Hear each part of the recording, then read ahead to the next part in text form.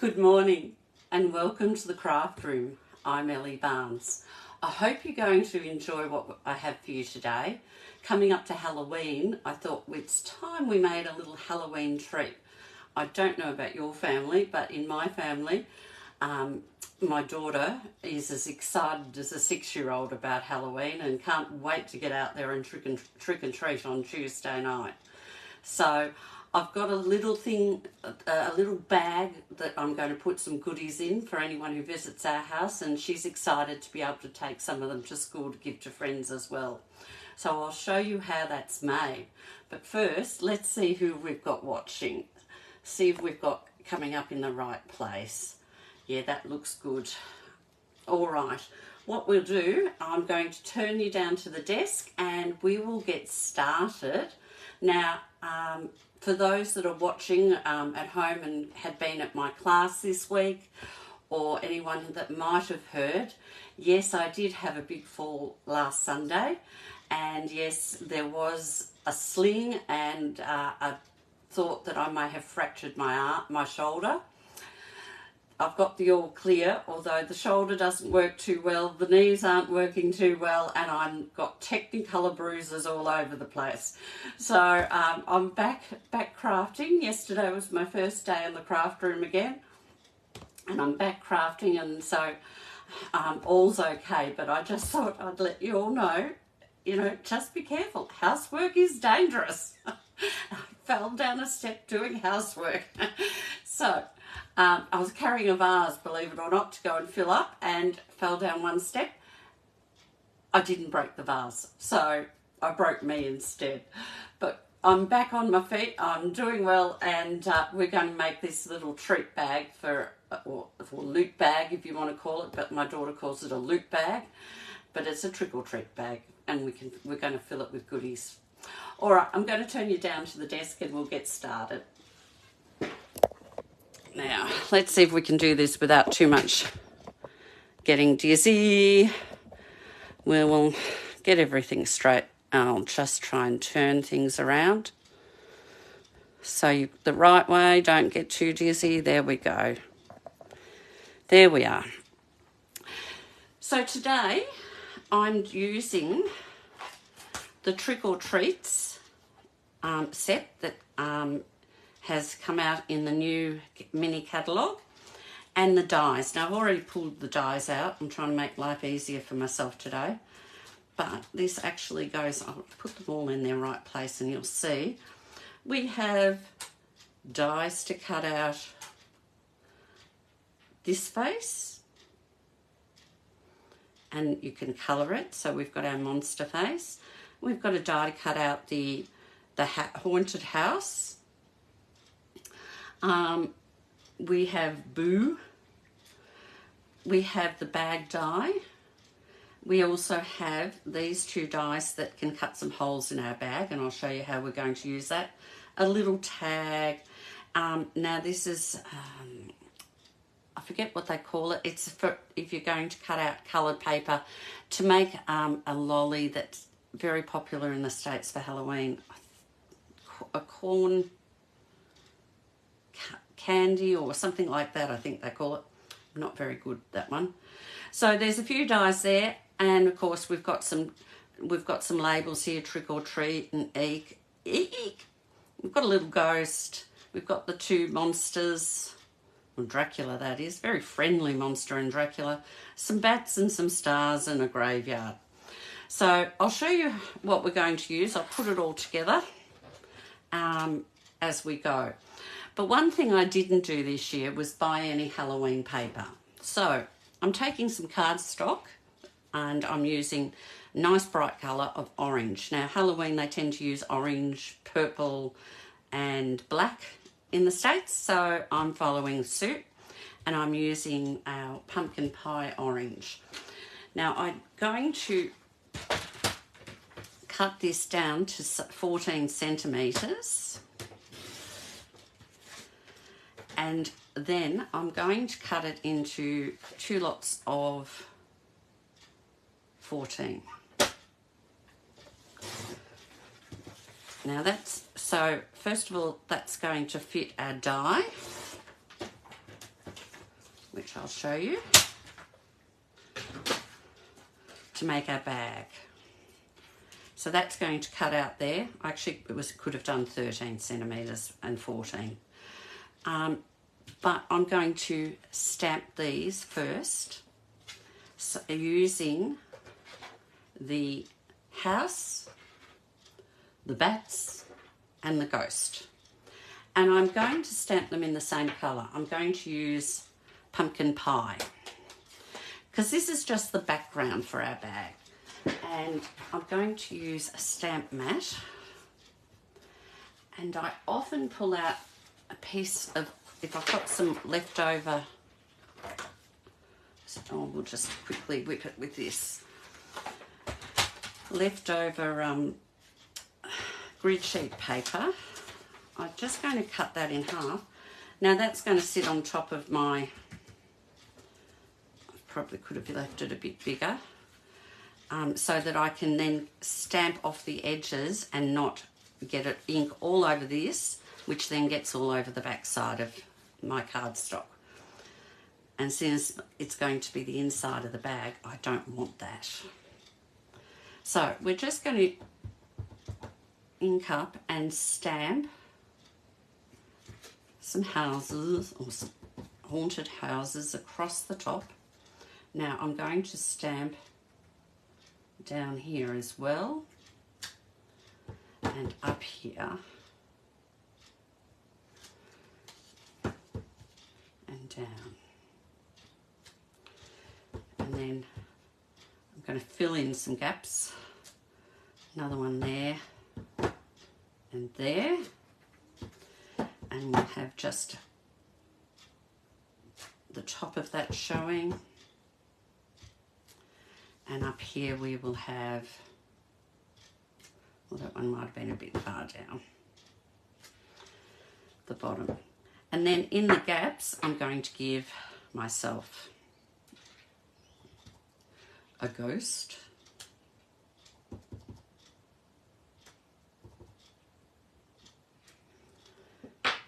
and some bats.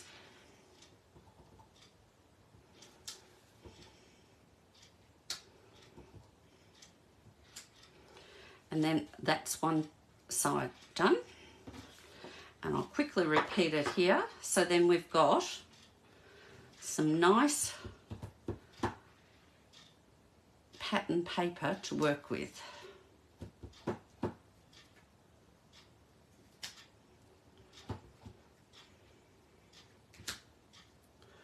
The inks, I've been doing a few of these. You can tell my ink's getting a bit lighter on my ink pad in the centre. We'll try and get some ink on the side.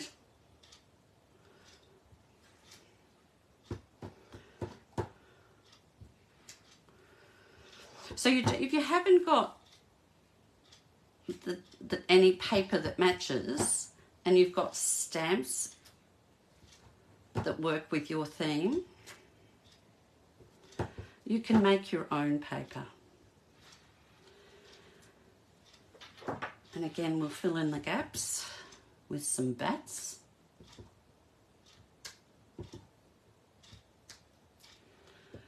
And some ghosts. Very happy, friendly ghosts, these ones. Just go with the friendly monsters. Now I'm just going to put those aside, but I will clean, and I haven't got my chamois out, so I'll just grab a wipe. I am going to clean up this stamp, because I'm going to stamp straight away one of the images that I'm going to use on the front, but it does take a little while to dry. Stampin' Up have brought out glow in the dark paper, and it's really hard for me to show you this on camera, but if I grab out our catalogue and get it to the right page, you can see here, this is the paper I'm using, and it does glow very well in the dark. And they've also brought out ghosts and bats. And again, over this side, you can see the paper and you can see the ghosts and bats. So that is what they're like in the dark. And we did test this, and they do glow very, very well in the dark. So I'm going to use that paper, but it does take a little while for the ink to dry on it. So we'll just grab a piece out. And I'm going to grab my mat so I get a nice good stamp. And I'm going to use Gorgeous Grape, our dark purple. I found that stamping on this, it's not as strong an image as if I was just stamping on white. As you can see, it's not as strong as if I just stamp, say, over here, and you get the darker colours. But you still can see what the image is, and it takes a little while to dry because I ended up with purple everywhere. So I'm going to pop that aside and let it dry off before we try and cut it. And in the meantime, I'm going to cut out 2 of these and show you how we're going to put our bag together.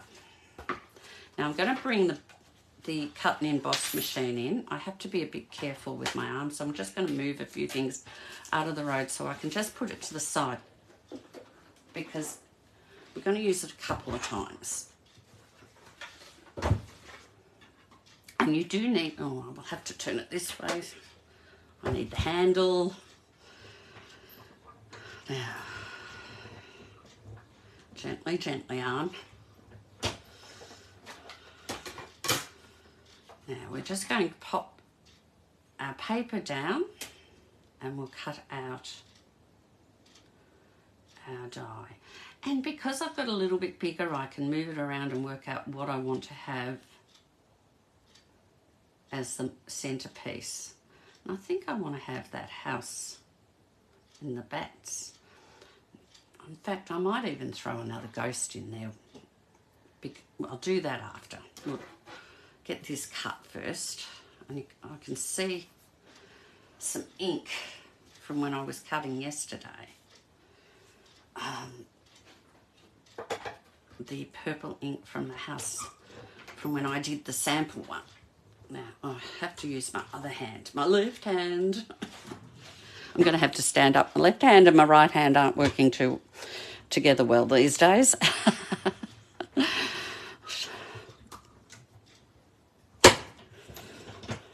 Got to get that strength back in that shoulder. Might take a little bit longer. So there's one, and we'll cut out the other one. And I'm just going to run it backwards. There's a nice ghost in the middle of that one. In fact, we've got a ghost up the top and in the middle.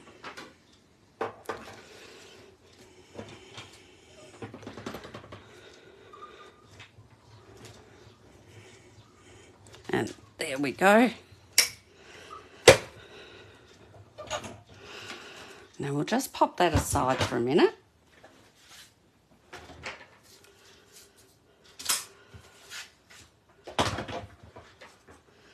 Finished with that die,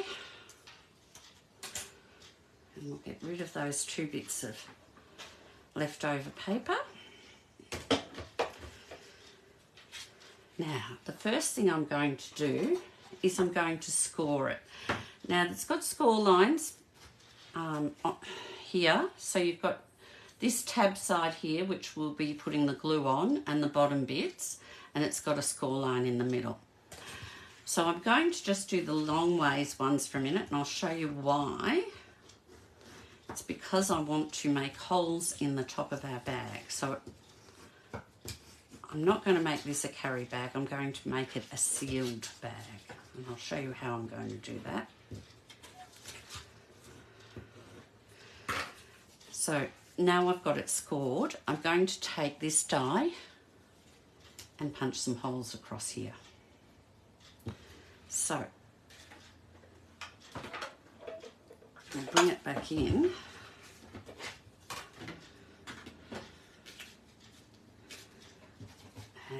And I'm going to place that there. And it is going to want to jump around on me because this isn't quite completely flat. But if I hold that where I want it, and I'm going to place that on top and run it through. And I'm just going to run it through to get the dye through. And then we've got our 2 holes. Okay? And then I'll do it the same with this.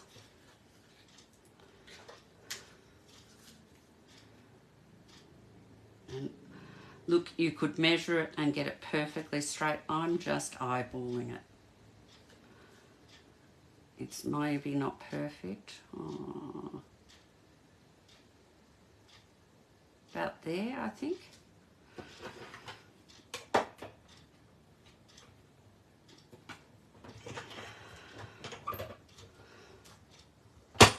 After all, these are going to be given to kids and they're going to be destroyed. I can tell you, they're not going to last. They're going to be more interested in what's inside than what's on the outside. Although hopefully with a glow-in-the-dark feature they might like it. Now I'm going to glue the bag together. So we have 2 pieces that look exactly the same. And the first thing I'm going to do is fold that over and put my glue on.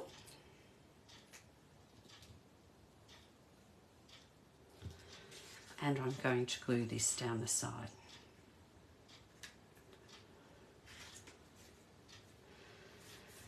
Now I just need that to dry a little bit before I do the other side because I don't want it moving. So that's perfectly straight. Now yes, I do have now something covering that hole and I'll show you how we're going to fix that. But we'll get this side glued. Now I find if you want to get it really straight, it's best to glue it flat like this. So now I've got that side glued. I'm going to do the same on this side. And I do use this multi-purpose liquid glue rather than the Stamp and Seal. I find it holds better. It takes a few minutes for it to dry in place, but once it's dry, it sticks and it doesn't come apart. I haven't tried the new Stamp and Seal Plus, I will admit that. Now, so that's my box. And after we fold the bottom in, it's going to be folded at the top like this. And as you can see, we do have the holes closed over a bit. So what I did, or what I've worked out to do, so I bring my cut and emboss machine back in. Now, I don't want to fold the bottom of my box, so I'm going to push through. So I need to have that forward, that out a bit and push that one through. And then I'm just going to place this in place where those holes are. I fold my box at the end only. And I'll place this again over those holes. It's a bit fiddly this, but I'll try and get this. And then I just brought this in, and you have to get it in a bit over that line. And I just wound it in, and it's thick, so it takes a bit of effort. Now it's through over where I've got it and back out. And that's how you get those holes cut right through.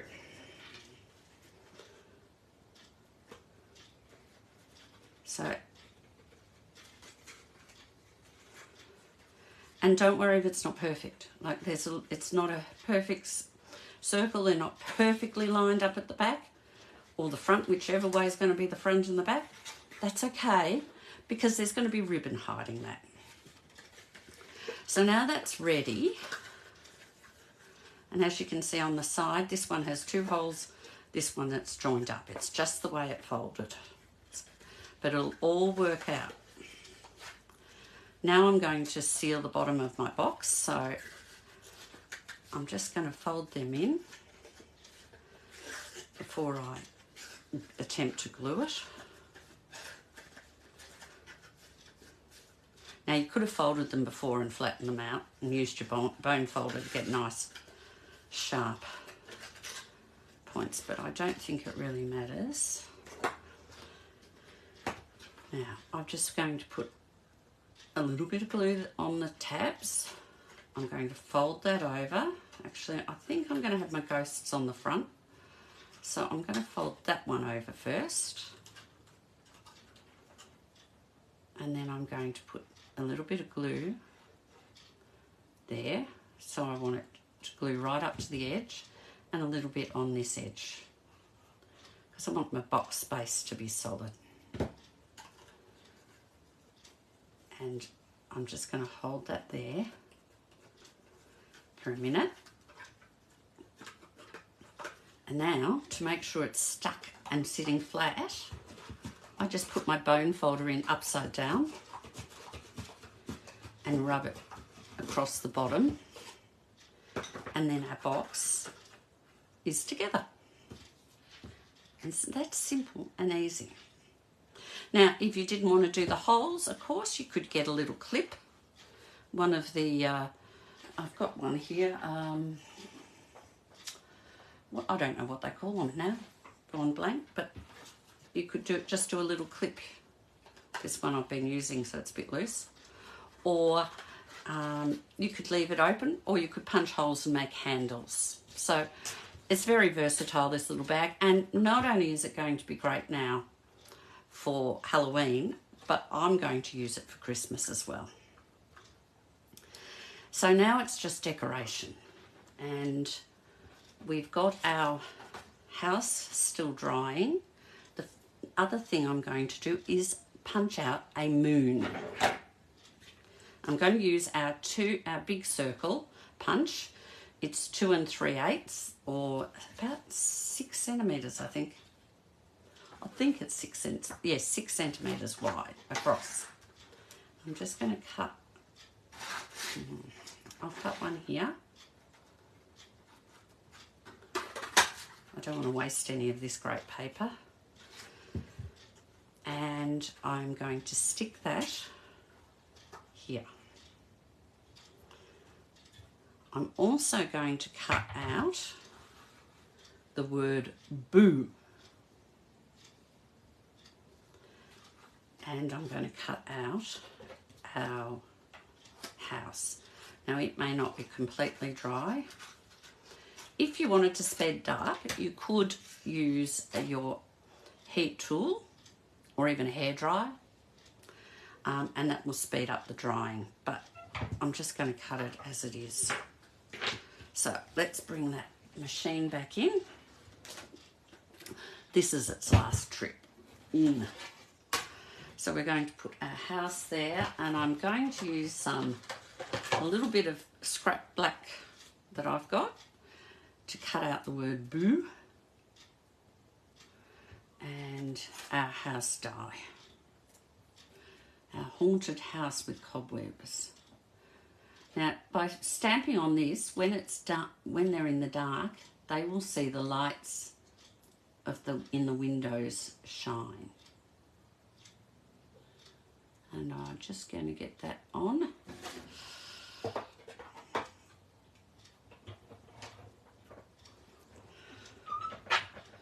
This is much easier than cutting those circles out, those holes out. So we'll just take these out. And I'll get this out of our road. So we have our haunted house, our word boo, which is hanging in there,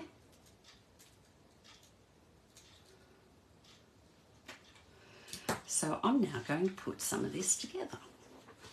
The first thing we'll do is we'll glue the moon on.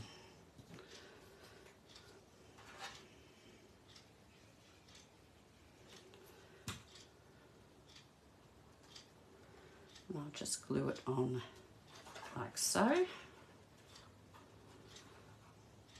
And I want to glue Boo on. And I don't want too much glue. Oh, that's a bit much. Let's just spread that around a bit.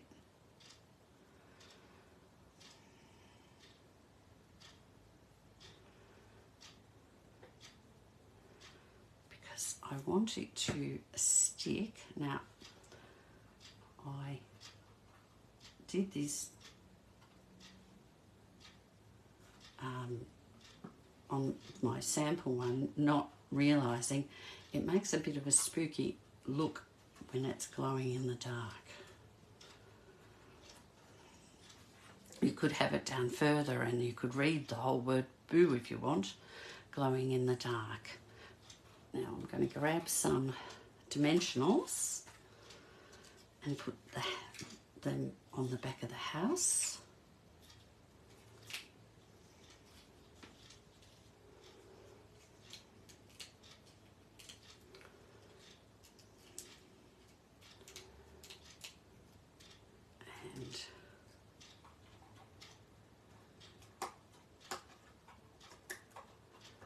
There we have the house. So it now will have the moon all the way around it, but the lights will also, around the house will also glow, and the lights in the windows will glow. So that's the box done. Now, before we add in, I'm just going to get some of this. And I've got a little leftover piece here of one of these ribbons, and I'm going to actually tear that up or pull that apart a fair bit. Now you could put this, I was thinking of putting it under the Boo, but I didn't want to interfere with that spooky eye look. So I'm going to put it up under the ribbon. So it's a bit spidery and a bit webby and a bit messy.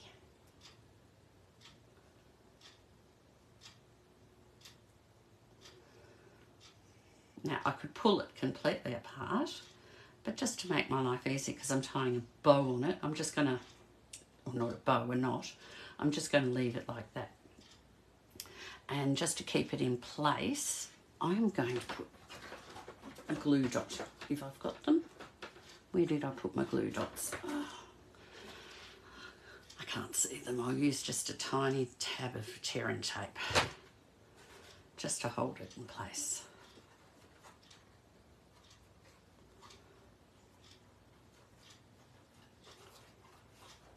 So that we've got just this spooky look, or spider webby look, messy. And then I'm going to take, now this is how I measure how much ribbon I want. I need it to go across the front and the back, and a little bit for the sides and a little bit for the knot. So I'm thinking about that much. And I want the same for this one. Now this is actually Orchid Oasis, which is actually a bluey purple, but as you can see, it works in quite well. And this one is the, what do they call this one? It's a basic white iridescent ribbon. So again, it's got a lot of sparkle to it, which I thought the kids would love. So we'll just do this at about the same size. And I'm going to thread them both together through. And I found the easiest way to do it is not with my pick, but with this tool. Now, we do have an end. Actually, no, that's not on that one. Where did I put the ends for me picks? Oh, I don't know where I put, oh, in here. I could use my take a pick because I've got them. So I'll show you. You don't have to. This is an older tool now. It comes with the picks. So we'll just use the end. Get these out of the road. Get the lid on the glue before it all dries up. Get busy, excited about the next bit of crafting and forget to do that. Now I just use the ball of it on the two ribbons and push it through. And that way you're not trying again and again to get it through. And I could have done the 2 holes at once. I should have, because I need that to be like that. So now I got it through all of them and get it about halfway. And we're going to go back this way through all the holes, all the 4 holes. Now at the back, I just straightened it up and put the purple ribbon across the centre of the iridescent ribbon.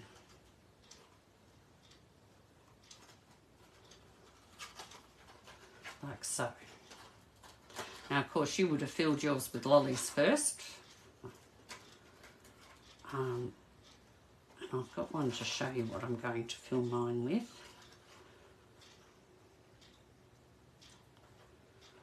And then I need a bit more. You need to pull it tight through those holes, and I just tied them together in a knot. So come on, round you go. 2 ribbons are fiddly, but I just thought it made it nice and bright and a bit more fun. There we go. Come on, out you come. And then you can fray these ends too. You just pull them apart a bit.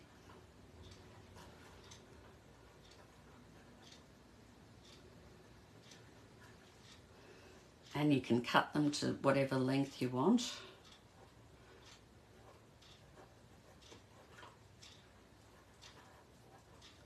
So then it's a bit like that. And just to fill it in, you can put a bat or a ghost. I might put a bat on this one. I'll show you the other one I've made. It's got the ghost. Now I've got the wrong ending.